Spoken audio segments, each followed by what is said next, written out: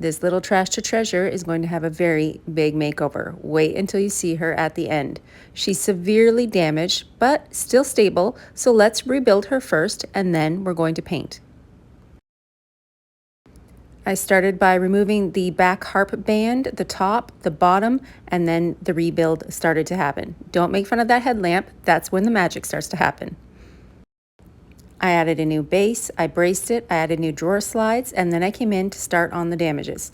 I will be painting this with Terra paint, so I'm going to be adding texture on the front of the drawers and also added texture on the piece entirely.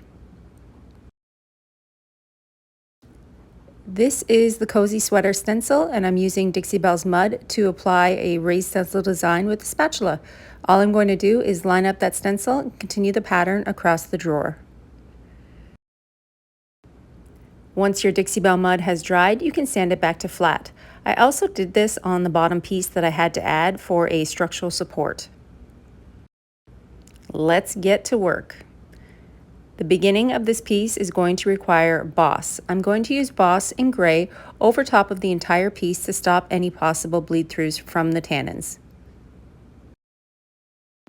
This also helps with the raised stencil design to give it some security underneath the paint. I added silk paint and nautical to the inside of this drawer. As you can see, it was very stained. I'm going to be painting this entire piece with Terra clay paint. Terra clay paint is my favorite way to get texture on a piece. Since this piece is already beat up and a little bit scarred, I added texture wherever I could. I'm going to go for a very heavy, grunged out little washstand. I'll be adding layers of paint, putting it on and taking it off, scraping off excess to create a beautiful effect. I'll also be adding gemstone mousse in amber, as well as waxes in black and brown.